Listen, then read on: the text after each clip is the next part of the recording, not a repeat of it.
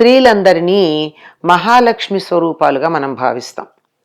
పూర్వకాలంలో అమ్మాయి పురిటినొప్పులు పడుతోందనుకోండి, అయిందా, ప్రసవం అయిందా అని అడిగినప్పుడు ఏం సమాధానం చెప్తారు? మహాలక్ష్మి అండి అంటారు. అంటే ఏమిటర్థం? ఆడపిల్ల పుట్టిందని. ఆడపిల్ల పుట్టింది అని చాలా చులకనగా ఎప్పుడూ చెప్పలేదు మన పూర్వులు. మహాలక్ష్మి అన్నారు. కోడలి ఇంటికి వస్తే మా ఇంటి మహాలక్ష్మి అన్నారు. అమ్మాయిని మా ఇంటి మహాలక్ష్మి అన్నారు. అంతేగాని మైనస్ అనేటటువంటి మాట కానీ, ఇది పుట్టింట్లో ఉండేటటువంటిది కాదు, అత్తారింటికే సేవ చేస్తుంది, అక్కడ మనిషి అని కానీ ఎప్పుడూ ఆడపిల్లని చులకనగా చూడల. అటువంటి ఆడపిల్ల మహాలక్ష్మి స్వరూపిణైనటువంటి అమ్మాయి కంటనీరు పెట్టింది అంటే, ఇంటికి వచ్చిన లక్ష్మీదేవి కంటనీరు పెడితే ఏం జరుగుతుంది? లక్ష్మీదేవి కోప్పడితేనే ఏముండదు సంపద. అందులో ఆవిడ కంటి వెంట నీరు పెట్టింది అంటే, దుఃఖపడింది అంటే కోపానికి మించింది కదా దుఃఖం అన్నది. దుఃఖపడింది అంటే వంశనాశం అవుతుంది. వాళ్ళకి ఎవరైతే స్త్రీలని ఏడిపించారో వాళ్ళ వంశం నశిస్తుంది అన్నది మనకి చరిత్ర నేర్పినటువంటి పాఠం. ఎక్కడ నేర్పింది అంటే, 2 గొప్ప చరిత్రలు చెప్పాయి మనకి కావ్య రూపంలో. ఒకటి త్రేతాయుగంలో జరిగినటువంటి రామకథ, రాముని యొక్క చరిత్ర. తరువాత ద్వాపరయుగంలో జరిగినటువంటి కృష్ణ చరిత్రలో ఒక భాగం. అది ప్రధానం కాదు కానీ విషయం అక్కడే, కృష్ణుడు అవతరించినప్పుడు.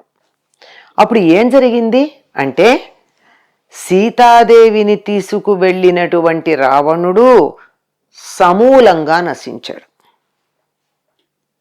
రాక్షస జాతి లేదు, ఒక్కళ్ళు మిగల్లేదు.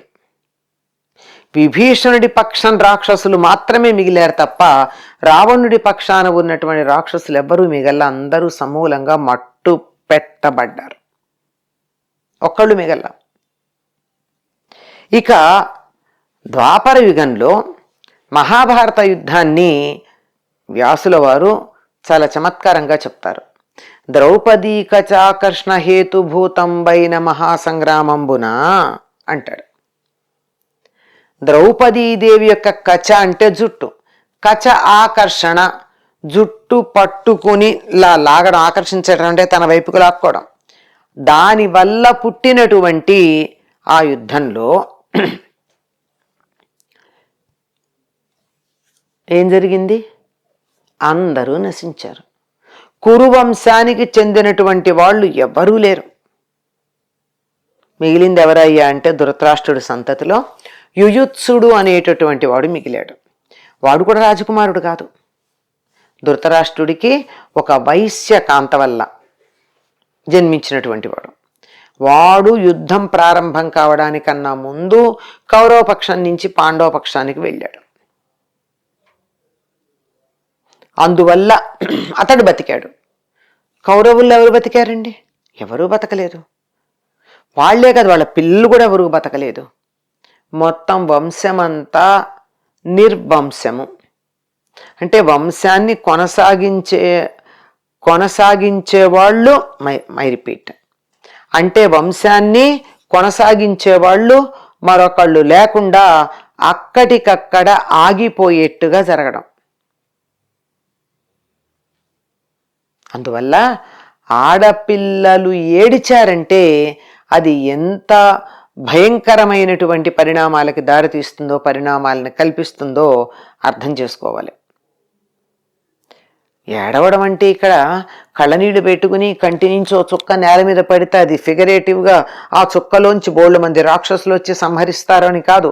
నిరాదరించబడితే, ఏడిచినంత పని గనక చేసినట్టయితే, ధైర్యస్తులు గనక ఏడవలేదు కానీ, లేకపోతే సామాన్యులైతే గుండెలు బాదుకుని ఏడుస్తారు అన్నటువంటి స్థితి ఏదైతే ఉందో దానికి సంబంధించింది. కనుక స్త్రీలని బాధ పెట్టినటువంటి వాళ్ళు ఎవ్వరూ ఆనందంగా లేరు. వాళ్ళకి సుఖ సంతోషాలు ఉండవు.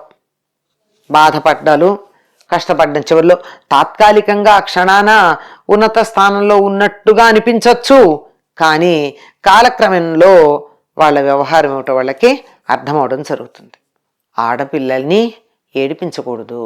సంప్రదాయం తెలిసినటువంటి వాళ్ళు ఇంట్లో చిన్నపిల్లైనా, అంటే చిన్నపిల్ల అంటే ఉయ్యాల్లో ఉన్న వయస్సుని కాదు, కాస్త అయినా వృద్ధురాలైనా తమ ఇంటి ఆడపడుచుగా తమకెన్ని కష్టాలు వచ్చినా వాళ్ళెంత పెద్దవాళ్ళైనా తమ ఇంటి ఆడపడుచుని గౌరవిస్తూనే ఉంటారు తప్ప ఏమాత్రం చులకన చెయ్యరు.